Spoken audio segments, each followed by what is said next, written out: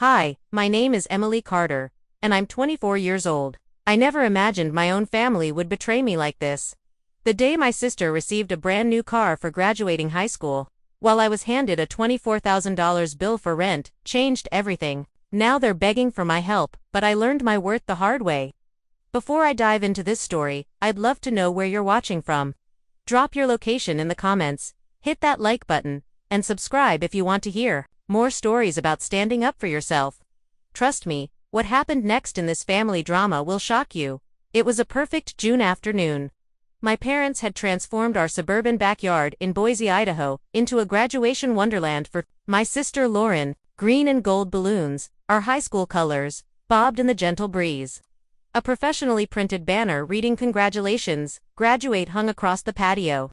A catering team served gourmet appetizers to at least 50 guests, and a three-tier cake decorated with edible graduation caps and diplomas waited on a dedicated table. I stood by the drinks table, sipping lemonade, watching my parents beam with pride as they paraded Lauren around to all their friends and neighbors. She'd graduated with a modest 3.2 GPA, which was certainly an achievement, but nothing compared to my 4.0 when I graduated 7 years ago. My graduation party had been a quick dinner at Red Lobster with just the four of us. "Everyone, may I have your attention, please?" My father clinked his glass with a spoon, his voice booming across the yard. The chatter died down as guests turned toward him. "First, I want to thank you all for coming to celebrate our Lauren's high school graduation."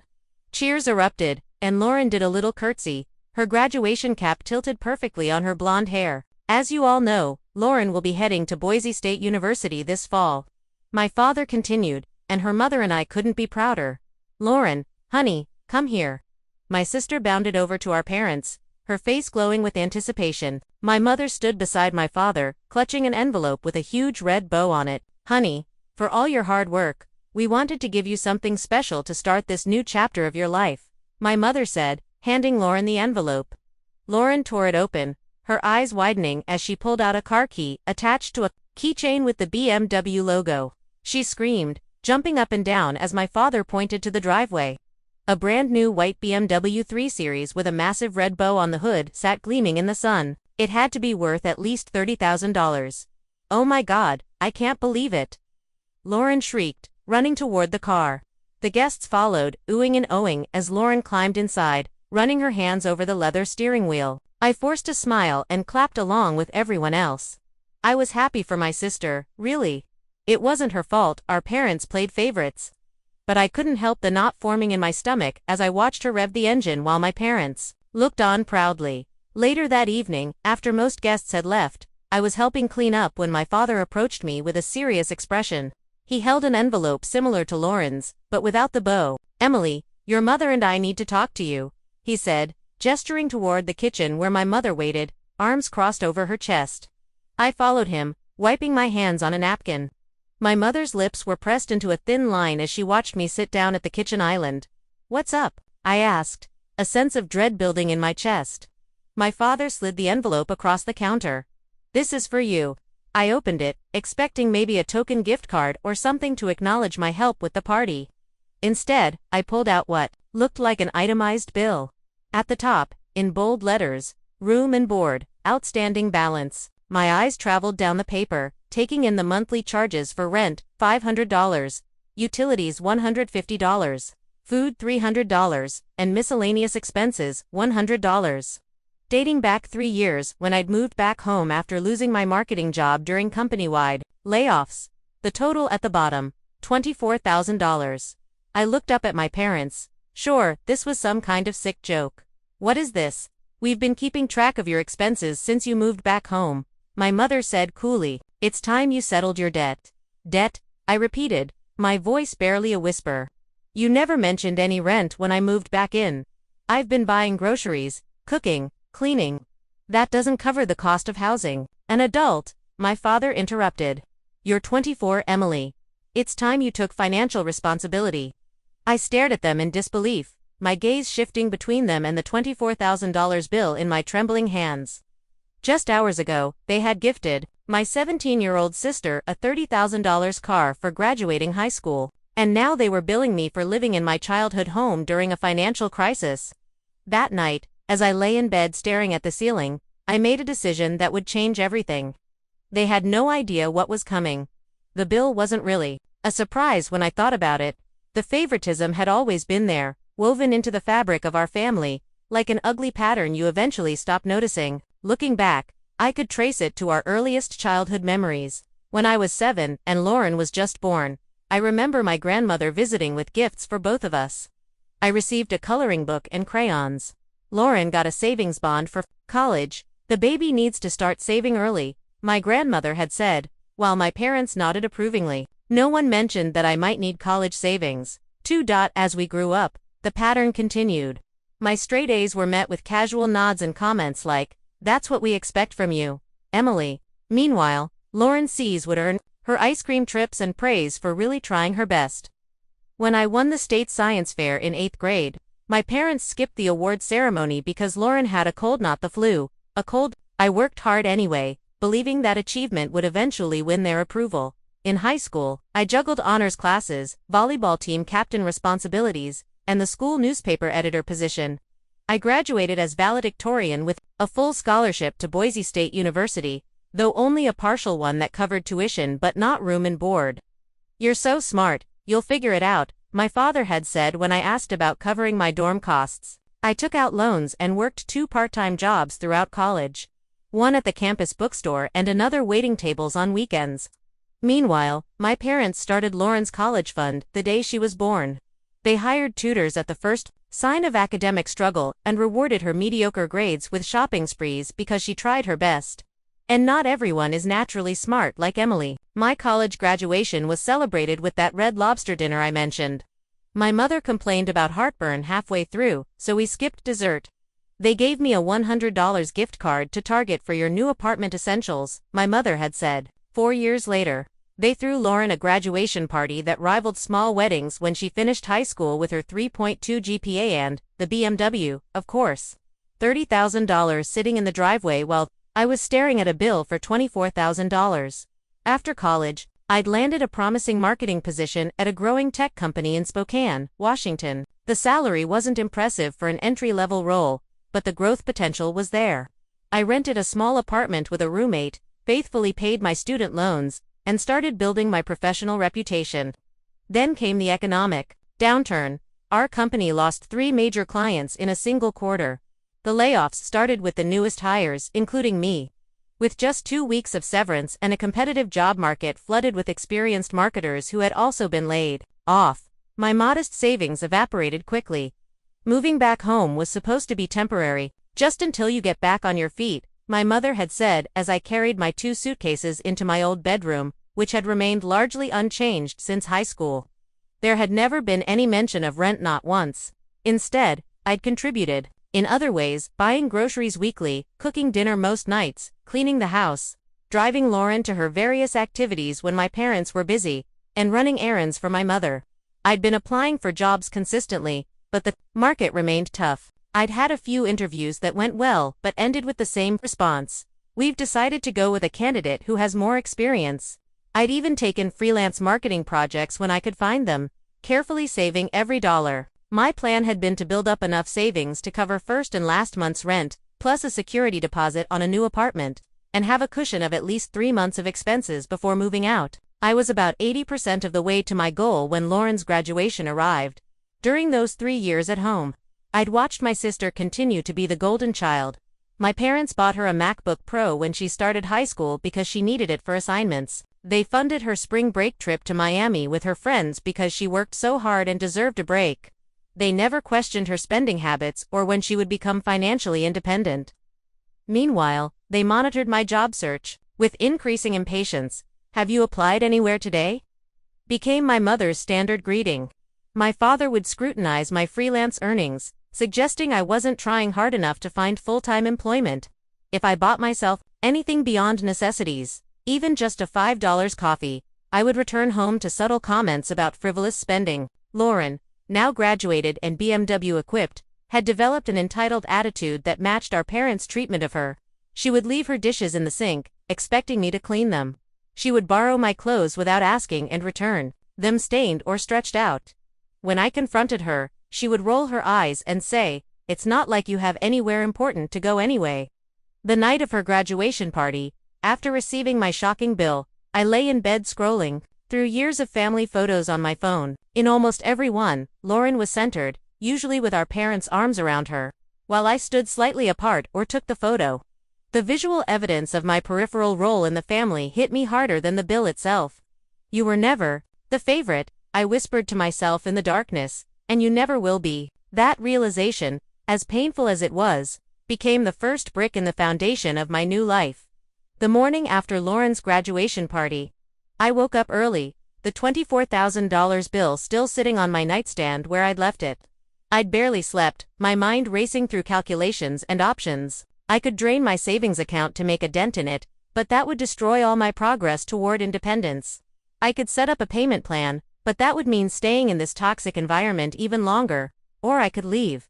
I found my parents in the kitchen. My father was reading news on his tablet while my mother prepared breakfast. Lauren was still asleep, no doubt exhausted from her celebration.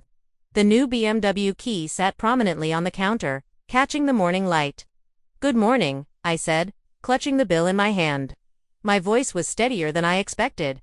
My father glanced up briefly. "Morning." My mother didn't turn from the stove. "There's coffee in the pot." I took a deep breath and placed the bill on the table. "I want to talk about this." My father set his tablet down with a sigh, as if I was inconveniencing him. "What's there to talk about? Those are your expenses." "You never mentioned rent when I moved back home," I said. "Not once in 3 years. I've been contributing buying groceries, cooking, cleaning." "That doesn't cover your expenses," my mother interrupted, finally turning to face me. "You're an adult, Emily. Lauren is just starting out." The double standard hit me like a slap. Lauren is 17. She's also an adult. "She's different," my father said dismissively.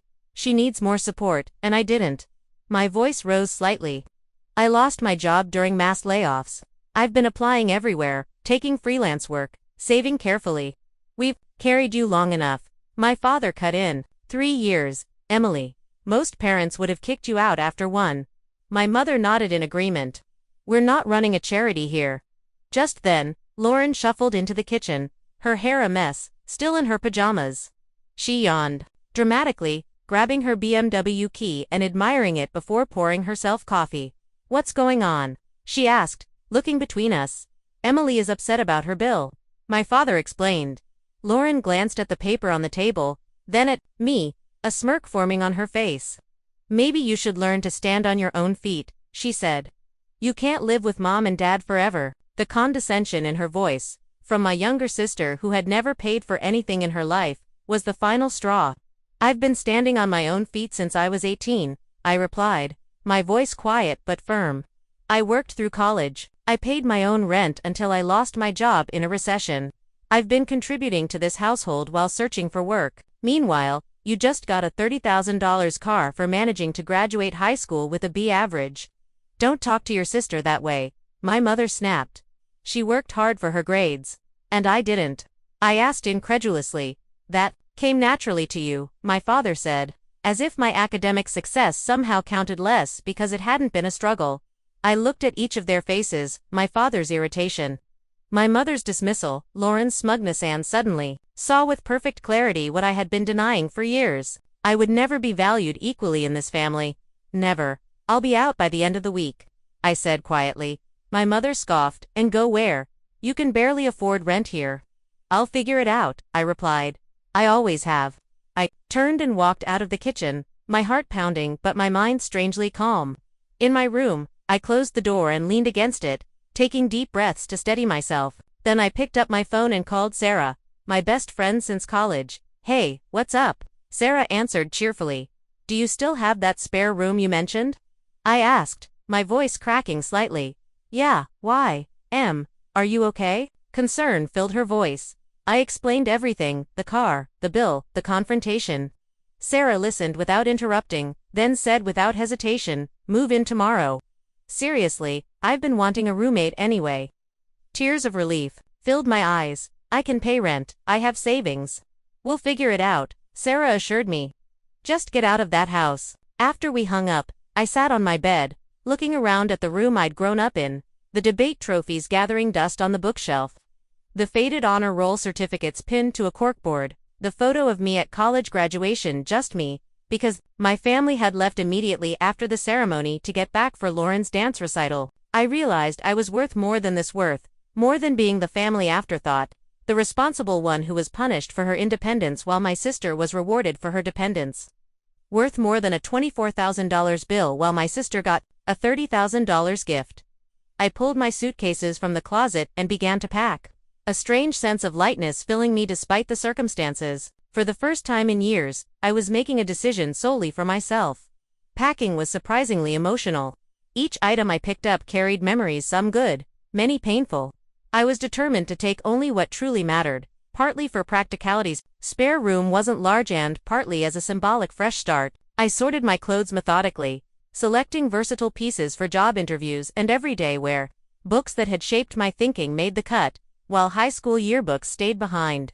I found myself lingering over childhood mementos, a science fair medal, a handmade birthday card from Lauren when she was 6 and still looked up to me, a snow globe from the one family vacation where I'd felt truly included. In the back of my closet, I discovered a shoebox I'd forgotten about. Inside were cards from my maternal grandmother, who had passed away when I was 14. She had been the only one who seemed to see me clearly. "You shine so bright, Emily," she'd written in my last birthday card from her.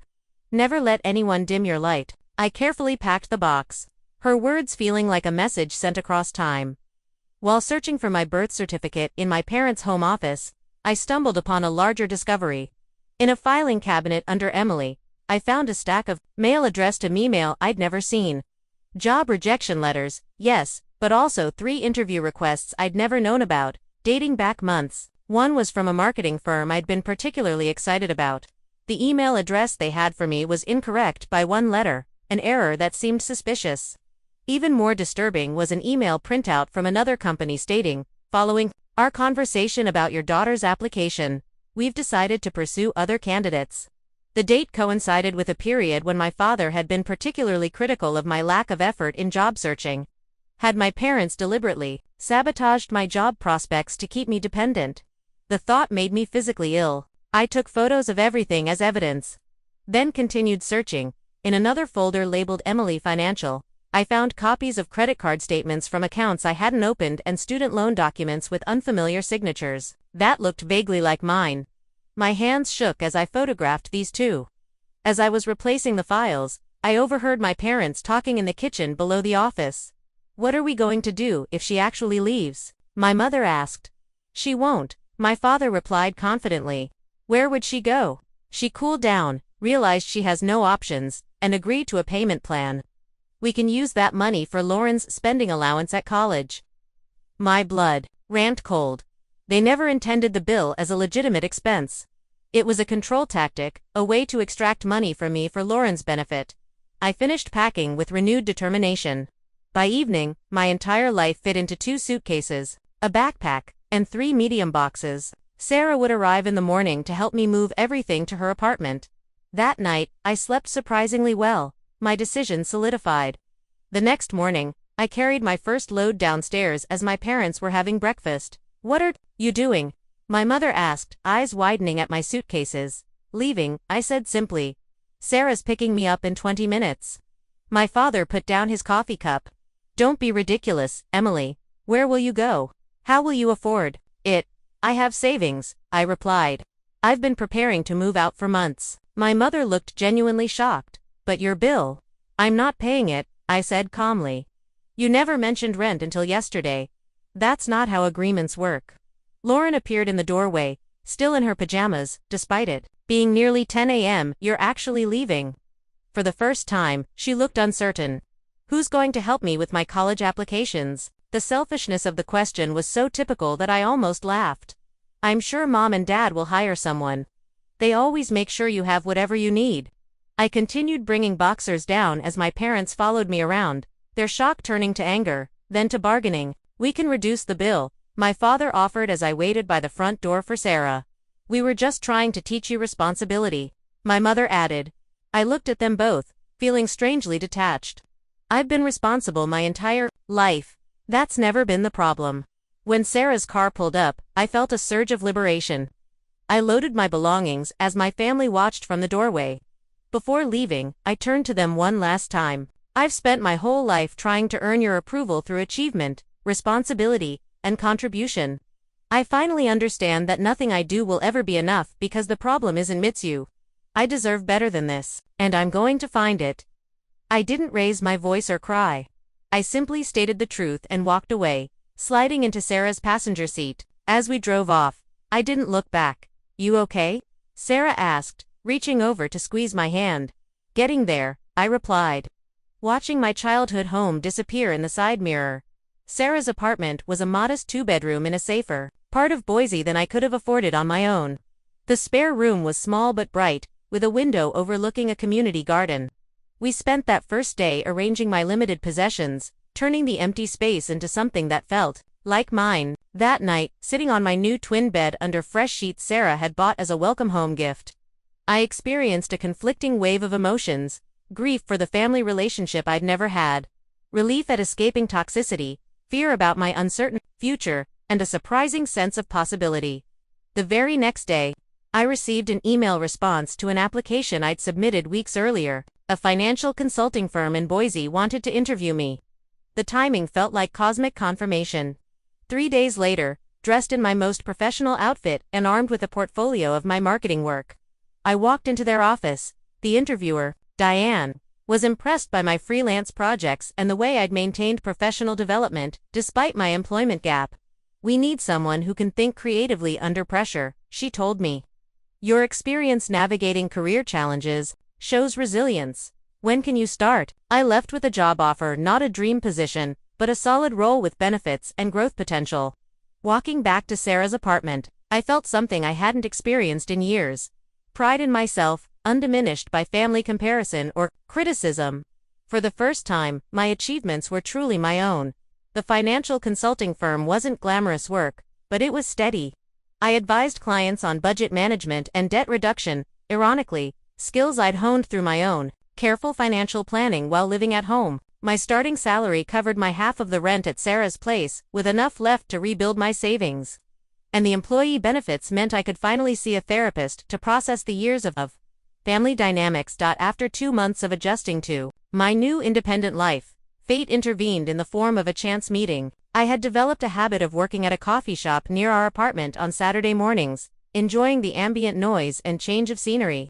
One such morning, I was so absorbed in creating a client presentation that I didn't notice someone approaching my table until they spoke.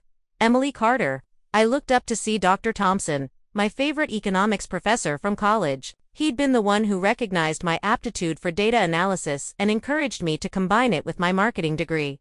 "Dr. Thompson, what are you doing here?" I stood to greet him, genuinely pleased to see a face from my more successful past. "Call me Robert, please. You're not my student anymore," he said with a warm smile. "I live a few blocks away. Mind if I join you?" Over coffee, we caught up on the last few years. I gave him the sanitized version of my employment gap and current situation, but he seemed to read between the lines. "Actually," he said, setting down his cup, "this is fortuitous timing.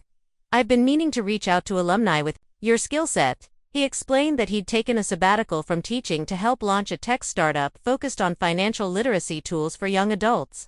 "We've got great programmers but need someone who understands both marketing and financial principles to head operations, someone who can translate complex concepts into accessible strategies." My pulse quickened. "That sounds fascinating." "It's challenging work," he admitted, "but the potential impact is significant. Would you be interested in discussing it further? The salary is competitive, $5,000 to start, plus equity." I nearly choked on my coffee. That was more than double what I was currently making. "I'd definitely be interested," I managed to say professionally while my mind raced with possibilities. With that salary, I could afford my own place, pay off my remaining student loans within a year, and build a real emergency fund. "Great, let me introduce you to the team next week." When I told Sarah about the encounter that evening, she squealed with excitement. "This is the universe rewarding you for standing up for yourself," she declared. "You have to take it if they offer." But doubt crept in as the interview approached. My confidence had been systematically undermined for years. What if I wasn't good enough? What if I failed and proved my parents right? My therapist pointed out during our session. Look at the evidence. A respected professor specifically thought of you for this role. Your qualifications match their needs. You've succeeded in challenging circumstances before. Sarah was more direct. Don't let those people live rent-free in your head when you wouldn't let them charge you real rent. The interview. With the startup team, 5 passionate professionals in a converted warehouse space in Boise went better than I could have hoped. They were impressed by my dual background in marketing and finance, and my ideas for making their app more user-friendly resonated with their vision. 2 days later, Dr. Thompson called with the offer. Operations manager. $90,000. They'd raised the salary after our discussion, with equity options and a clear path to operations director if performance targets were met. I accepted on the spot. My first day at ClearPath Technologies, the startup's name, was both exhilarating and terrifying. I had my own small office with a standing desk, dual monitors, and a view of the Boise skyline. The team welcomed me with genuine enthusiasm, and, by lunchtime, I was already deep in discussions about streamlining their project management processes. Within weeks, I'd implemented a new efficiency system that reduced redundancies and accelerated their development timeline. The CEO, a former Silicon Valley executive named Mark, called me into his office to personally thank me. "You've got a gift for this," he said. "We should have hired an operations person months ago, but I'm glad we waited for the right fit." As the months passed, the company grew rapidly. We secured additional funding, expanded our team, and launched a beta version of our app that received glowing reviews from test users. My role expanded accordingly, and I found myself managing a small team of project coordinators. 6 months into my new position, I received my first significant bonus, $11.5, for exceeding quarterly goals. Combined with my careful saving from my regular salary, I had enough for a down payment on a modest but modern 1-bedroom condo in an up-and-coming Boise neighborhood. Moving into my own place, the first property I'd ever owned, felt monumental. Sarah helped me furnish it with a mix of affordable finds and a few quality investment pieces. "This is how adults who respect themselves live," she declared as we arranged my new sectional sofa in front of large windows that filled the space with natural light. My new colleagues became people who valued me for my contributions and intelligence, rather than measuring me against a favored sibling. We celebrated company milestones with team dinners and weekend hiking trips. I joined a book club and a recreational volleyball league, rebuilding a social life that had withered during my years at home. Meanwhile, my therapy sessions helped me understand the dynamics that had shaped my family relationships. "You were parentified early," my therapist explained, "expected to be self-sufficient while your sister was infantilized. Neither role was fair to either of you." I learned to recognize the critical internal voice that sounded suspiciously like my parents and replace it with healthier self-talk. I practiced setting boundaries in small situations to prepare for the larger ones I might face in the future. Throughout this transformation, one thing remained constant: complete silence from my family. No calls, no texts, no emails. At first, I checked my phone compulsively, expecting them to reach out, either to apologize or to escalate their demands. But as days turned to weeks and weeks to months, I realized they were waiting for me to come crawling back. They truly believed I couldn't succeed without them. Their silence became, ironically, the greatest gift they'd ever given me. Without their constant criticism and comparisons, I flourished. My confidence grew along with my professional reputation. I stopped second-guessing my decisions.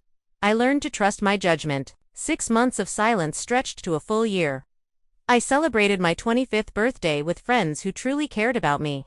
In a home I owned, with a career on an upward trajectory. For the first time in my adult life, I felt completely at peace with who I was and where I was going. Then my phone rang with Lauren's number, and everything changed again. I stared at my phone as Lauren's name flashed on the screen. 6 months of silence, and now she was calling at 11 p.m. on a Tuesday. My thumb hovered over the decline button, but curiosity won out. "Hello," I answered cautiously. Lauren's voice was thick with tears. "I need your help. It's bad. Really bad." My initial instinct was concerned. Despite everything, she was still my sister. "Are you hurt? What's going on?" "It's everything," she sobbed. "Dad's business is failing. He's in debt, like serious debt. The bank is threatening foreclosure on the house. And Mom," her voice cracked, "Mom has some health issues. They found something on a scan and the insurance won't cover the specialist she needs to see. I sat down on my sofa, processing this information. Where are you calling from? I don't recognize this number. A friend's phone, she admitted. They repossessed my car last week. I couldn't make the payments. That gave me pause. I thought Mom and Dad were making the payments. They were, but then Dad's business problems started, and she trailed off. Can you help us, please? You're doing so well now, and we're desperate. I need to think about this, I said, my mind racing. I'll call you tomorrow. After hanging up, I paced my condo, thoughts swirling. Was this genuine, or another manipulation? And if it was real, what did I owe them, if anything? I called Sarah, who listened to the situation and then asked pointedly, do you think they'd rush to your rescue if the situations were reversed? No, I admitted, but that doesn't mean I should do the same. True, she conceded, but you need to protect yourself first. Verify everything before you commit to anything. The next day, I called my therapist for an emergency session. We discussed healthy boundaries and what constituted genuine help versus enabling harmful patterns. Helping from a place of guilt or obligation often perpetuates dysfunction, she explained. Helping from a place of clarity and boundaries can be healing for everyone involved. Armed with this perspective, I began my research. I contacted a former colleague of my father's who confirmed the business was indeed failing, but not for the reasons Lauren had implied. There were rumors of mismanagement and possibly gambling debts. The colleague seemed uncomfortable sharing more, but suggested I be careful about getting financially involved. Next, I discreetly reached out to my mother's sister, Aunt Karen, who I'd always been close with. She confirmed my mother's health scare but added an important detail. The specialist issue isn't about insurance, it's that your father emptied their health savings account, and they can't afford the deductible. I spent a week gathering information, creating a clearer picture of my family's situation. The house was indeed in pre-foreclosure. My father's business had lost major clients due to missed deadlines and quality issues. Problems that coincided with his increasing visits to a casino 2 hours away in Twin Falls. My mother's condition was concerning but treatable if addressed promptly. Most surprisingly, Lauren had dropped out of college after her first semester. Something my parents had hidden from extended family out of embarrassment. She'd been living at home, supposedly taking a gap year, but actually working part-time at a local boutique and spending most of her earnings on clothes and parties. Armed with this knowledge, I agreed to meet Lauren at a cafe halfway between our locations in Meridian, Idaho. She arrived, looking surprisingly put together for someone in a family crisis. Designer sunglasses, immaculate nails, and clothes that still had the polished look of recent purchases. Thank you for coming, she said, sliding into the booth across from me. I wasn't sure you would. I needed to understand the situation better, I replied. Why didn't you tell me you dropped out of college? Her eyes widened. How did you do? I did my research, I said simply. Why did you drop out? She looked down at her hands. College was harder than I expected. I couldn't keep up with the workload, and then when Dad's business problems started, and they couldn't help me as much. So this call for help, was it your idea or theirs? I asked. Her silence was answer enough. Lauren, I sighed. I can't just write a check to solve problems that have been building for years, especially when no one is being fully honest with me. We're desperate, Em, she finally admitted. Dad asked me to call because he thought you'd be more likely to help me than him. The manipulation was so transparent it was almost laughable. And the rent bill they gave me, what was that really about? Lauren had the grace to look ashamed. They needed money for my college expenses. The bill was supposed to guilt you into paying something, anything. They never expected you to actually leave. I took a deep breath, processing the calculated nature of their actions. I need to speak with Mom and Dad directly. We arranged a family dinner at a neutral restaurant in Meridian the following weekend. I arrived early, choosing a table in a quiet corner where we could talk privately. My parents arrived looking simultaneously haggard and defensive. My father's once confident posture was now slightly stooped. My mother's carefully maintained appearance showed signs of strain. The conversation began awkwardly with shallow inquiries about my job and apartment that quickly gave way to thinly veiled requests. We're so proud of how well you're doing, my mother said, her smile not reaching her eyes. You always were the capable one. My father added, attempting his former authoritative tone. A temporary loan to get the business back on track. I can offer interest, of course. I listened as they outlined their financial needs. $150,000 to save the business, $15,000 for medical expenses, $10,000 to catch up on the mortgage. They spoke as if my agreement was a foregone conclusion. The only question being the terms. Before I consider this, I said when they finally paused, I need to understand something. Lauren tells me the rent bill was created to drive me out so you could use my rent money for her college expenses. Is that true? My father shifted uncomfortably. We needed to motivate you to contribute. You were living rent-free while we were struggling to provide for Lauren's future. You never mentioned rent until the day you gave me that bill, I pointed out, and you were clearly not struggling when you bought her a BMW. That was before the business problems, my mother said quickly. Was it? I challenged. Because I've learned the business has been having issues for over a year. The conversation grew increasingly tense as I pressed for honest answers, and they offered justifications and deflections. Lauren sat silently, occasionally checking her phone under the table. Finally, my father's frustration boiled over. What, does any of this matter? The point is, we need help now, and you're in a position to provide it. That's what family does. Is it? I asked quietly. Is that what you did when I lost my job and needed a place to stay? Or did you secretly track expenses to use against me later? As the evening progressed, more truths emerged. A former business partner of my father's had reached out to me after hearing I was back in contact with the family. He revealed that my father had been accused of embezzling company funds. Another reason for the business's decline. My high school English teacher, now a friend on social media, sent a message sharing that my parents had been openly disparaging me to community members, claiming I was ungrateful and had abandoned the family during difficult times. Most disturbing was an anonymous email containing evidence that my parents had applied for loans using my identity during the time I lived with them, explaining the credit card statements I'd found in their files. I confronted them with this information at our next meeting, this time with my financial lawyer present. The evidence was irrefutable, and their denials quickly transformed into blame. We were desperate, my father insisted. We would have paid those loans before they affected your credit. You should be grateful we didn't charge you rent from the beginning, my mother added, her voice bitter. We gave you a free place to stay for months before we started keeping track. My lawyer outlined the seriousness of identity theft and credit fraud, explaining that I had grounds for legal action. The color drained from my parents' faces. I don't want to pursue legal remedies, I said carefully, but I need guarantees this will never happen again. I'm willing to help with mom's medical expenses directly to the providers. Not to you if you agree to 3 conditions: complete financial transparency going forward, family therapy to address the underlying issues, and a written acknowledgement of the identity theft with a plan to rectify it. My father's face hardened. So, you're bribing us to admit wrongdoing and submit to therapy after everything we've done for you. I'm offering a path forward that protects everyone's interests. I corrected him. It's your choice whether to take it. We raised you better than this, my mother said coldly, to turn your back on family in need. You raised me to be independent and self-sufficient, I interrupted. I'm simply following your example. They left that meeting without agreeing to my terms, my father's parting words still ringing in my ears. If this is how you want it, consider yourself disowned again. 2 weeks passed without contact from my parents, but Lauren texted regularly with updates on our mother's health and not-so-subtle reminders of their financial strain. I maintained my position. I would help with medical bills paid directly to providers, but only after they acknowledged the identity theft and agreed to therapy.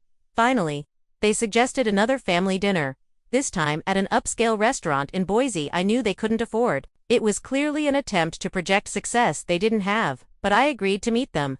The atmosphere was tense from the moment I arrived. My parents had dressed in their best clothes, and Lauren wore a new outfit I recognized from an expensive boutique's window display. They'd already ordered appetizers and wine, creating the appearance of casual affluence. You look well, my mother said, her eyes critically assessing my simple but professional attire. That startup must be treating you nicely. It is, I confirmed. We just secured another round of funding. Always the successful one, my father commented, his tone making it sound more like an accusation than a compliment. Unlike some of us who've hit temporary setbacks, the passive comments continued throughout the meal, interspersed with reminiscences about family moments that had never happened the way they described. Remember that wonderful trip to the lake when you were 12? My mother asked nostalgically. conveniently omitting that I'd spent most of that vacation watching Lauren while they socialized with friends. As dessert arrived, my father finally got to the point. "I've been thinking about your business acumen," he said, swirling his wine.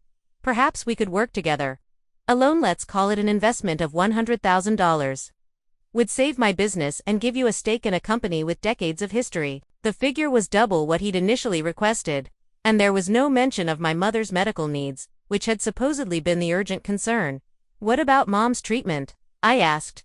"We've managed to arrange that," he said vaguely. "This is about preserving the family legacy now." Later that evening, after I'd firmly declined the investment opportunity and returned to my condo, Lauren called. "Why couldn't you just help him?" she demanded. "He's been practicing that pitch for days." "Because it wasn't honest," I replied, and the amount suddenly doubled with no explanation.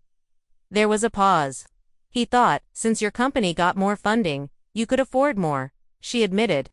Then, in a moment of rare candor, she added, "They put me up to calling you that first night. Dad said to emphasize Mom's health problems and my car being repossessed. He said you'd feel guilty and want to help."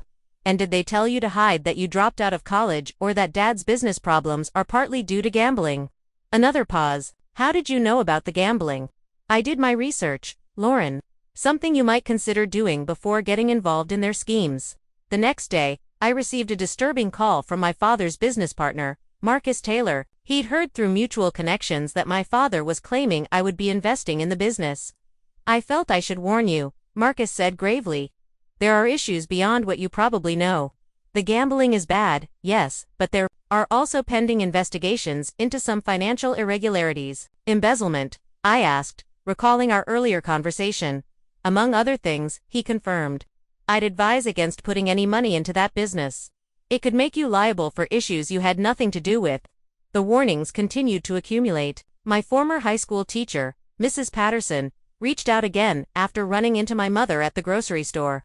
"Your mother was telling anyone who would listen that you're coming back to work for your father's company," she reported. "She made it sound like you'd failed in the city and were crawling back."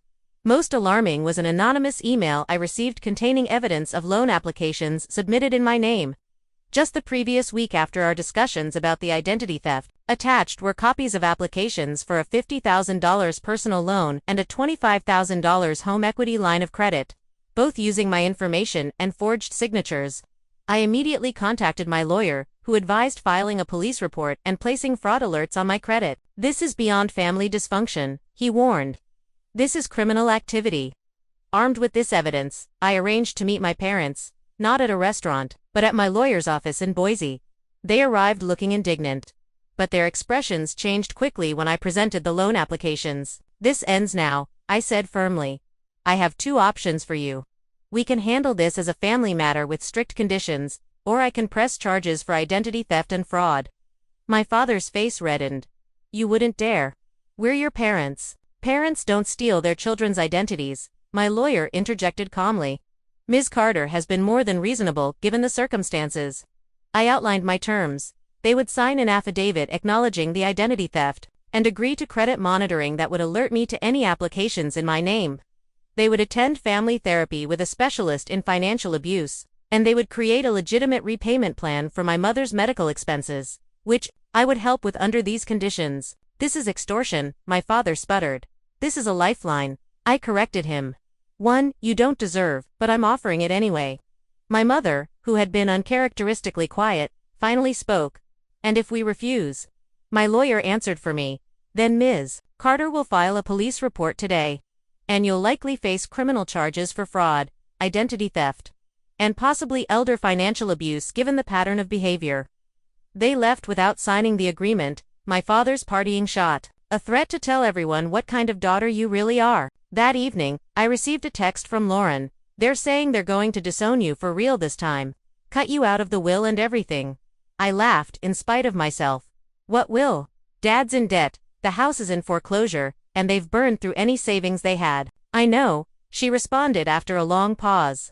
"I think I'm starting to see things more clearly now."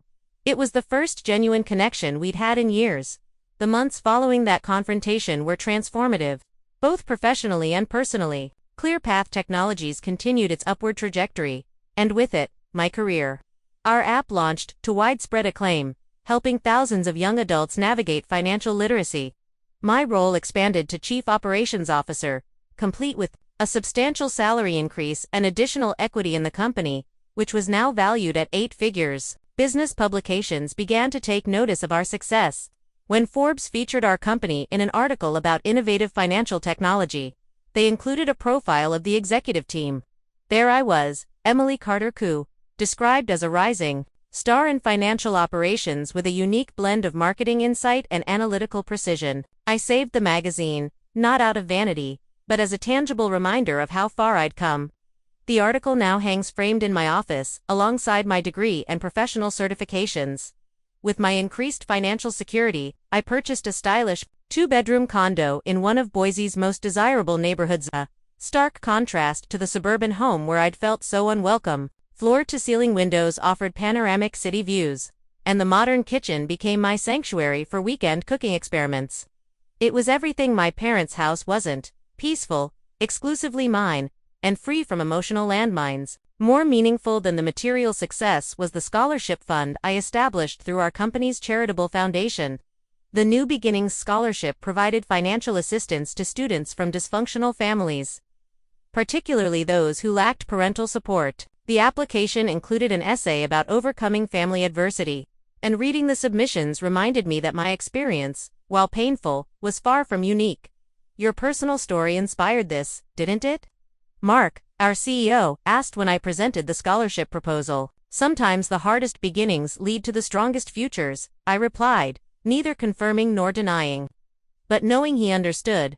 6 months after our confrontation at the lawyer's office, I returned home one evening to find Lauren sitting on the floor outside my condo door, a single duffel bag beside her. Her designer clothes had been replaced by worn jeans and a faded t-shirt, her carefully maintained appearance now disheveled.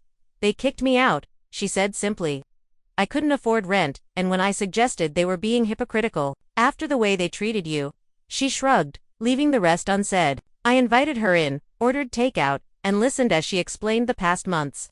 Our parents had lost the house to foreclosure and moved into a small apartment. My father's business had closed entirely amid mounting debt and legal troubles. They'd been depending on Lauren's boutique salary to supplement their income, growing increasingly demanding until the arrangement became untenable. "I didn't know where else to go," she admitted. "Everyone else just sees the spoiled girl with the BMW. Where is the BMW now?" I asked gently. "Repossessed months ago," she said, staring into her container of pad thai. "Nothing I owned was ever really mine, was it? It was all just things they could take away when I didn't meet their expectations." The realization was clearly fresh and painful for her, a lesson I'd learned years earlier through different circumstances. "You can stay here for now," I offered. "The guest room is yours while you figure out your next steps." Relief washed over her face, quickly followed by weariness. "What's the catch? Do I have to pay rent?" "Because I don't have much saved." "No catch," I interrupted. "But I won't be your new parents either. This is temporary support, while you create your own path forward." The conversation shifted to practical matters: her job prospects, education goals, financial literacy. For the first time, we spoke as adults rather than as the roles we'd been assigned in our family dynamic. "There's an entry-level position opening in our customer support team," I mentioned casually. "It's not glamorous, but it's stable, with benefits and tuition assistance if you want to go back to school. You'd help me get a job at your company?" she asked incredulously. "After everything, I'd help you get an interview," I clarified. "The rest would be up to you." Lauren's initial resistance, "Customer service isn't really my thing," gave way to humble acceptance when she realized the alternative was continued dependence or precarious employment. She interviewed, got the position, and surprised both of us by excelling at it. Her natural charm, previously channeled into manipulation, translated well to customer relations when directed positively. 2 weeks after Lauren moved in, my parents made their inevitable approach. A carefully worded email expressed their desire to heal family wounds and establish a new understanding. Reading between the lines, it was clear they'd learned about my company's recent valuation and my increased public profile. I agreed to meet them at a coffee shop in Boise neutral territory with time limitations. They arrived with practiced expressions of contrition that didn't quite reach their eyes. "We've been doing a lot of thinking," my father began, his tone measured. "Perhaps we were too harsh." Family should support each other through difficulties. My mother nodded earnestly. We miss you, Emily, and we're so proud of your accomplishments. The praise felt hollow after years of criticism and recent manipulation attempts. What exactly are you proposing? I asked directly. They exchanged glances before my father spoke again. A fresh start. Regular family dinners, holiday gatherings. We're not getting any younger, and family becomes more important with age. And your financial situation? I prompted, knowing it wouldn't go unmentioned. Another glance between them. We're stable for now, my father claimed unconvincingly, though, of course, if you wanted to help your aging parents as a gesture of goodwill. I took a sip of my coffee, gathering my thoughts. I'm open to rebuilding a relationship, I said finally, but it would need to be based on honesty and respect, with clear boundaries. I outlined my conditions. They would need to acknowledge past behaviors without justifications or excuses. Any financial discussions would be off the table for at least a year while we rebuilt trust, and family therapy would be mandatory if they wanted more than occasional superficial contact. Therapy, my father scoffed. We don't need strangers telling us how to be a family. That's your choice, I replied calmly. These are my terms for meaningful reconciliation? My mother reached across the table to grasp my hand. Darling, we're your parents. Can't we just put the past behind us without all these conditions? I gently withdrew my hand. The past is precisely why these conditions exist. I'm offering a path forward, not a reset button. They left dissatisfied but not entirely defeated. Over the subsequent weeks, they made occasional attempts to circumvent my boundaries, calling with emergencies that turned out to be minor inconveniences, sending guilt-inducing emails about family obligations, even showing up at my office once, under the pretense of surprising me for lunch. Each attempt was met with the same calm reiteration of my terms. Eventually, faced with the realization that I wouldn't budge, they reluctantly agreed to family therapy. The first session was tense and unproductive, with my parents presenting a sanitized version of our history to the therapist. But as the sessions continued, layers of dysfunction began to peel away. We learned that my father had grown up with his own emotionally abusive father, who had valued him only for achievements.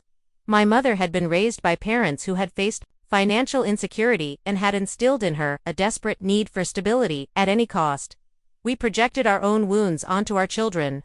The therapist summarized in our fifth session, Emily became the repository for achievement expectations, while Lauren became the focus of protection and indulgence. Neither role served either child well. These insights didn't excuse their behavior but helped explain the complex dynamics that had shaped our family. Understanding didn't automatically create healing, but it provided a foundation upon which healing might eventually be built. Lauren's personal growth during this period was remarkable. Living independently, she'd moved into her own apartment. After 3 months, managing her finances responsibly and advancing at work gave her a confidence I'd never seen in her before. I never had the chance to fail on my own terms before, she told me over dinner one evening. Failure was this terrifying thing that needed to be avoided at all costs, so Mom and Dad just cleared every obstacle. I never learned how to overcome anything. A year after our family's initial crisis, the landscape had transformed completely. My parents lived modestly but stably, having finally confronted my father's gambling addiction and financial mismanagement. Our relationship remained a work in progress, civil but guarded, with carefully maintained boundaries. Lauren and I had developed something new and unexpected, a genuine adult friendship, based on mutual respect rather than forced family roles. As for me, I'd found something more valuable than revenge or validation. I discovered that the most powerful response to being undervalued wasn't proving my worth to others. It was recognizing it myself and building a life that reflected that worth. The $24,000 rent bill that had once seemed like such a devastating betrayal now felt like a twisted gift, the catalyst that had propelled me toward authentic independence and success. My parents had intended it as a control mechanism, never imagining it would instead set me free. My journey from betrayal to triumph wasn't about getting even, it was about getting ahead, breaking cycles, and creating something better than what I'd been given. The true revenge wasn't in watching my family struggle, or even in surpassing their expectations. It was in building a life where their approval no longer mattered. What's your family story? Have you ever had to set boundaries with loved ones who didn't treat you right? Comment below and share your experience. You never know who might need to hear they're not alone in these struggles.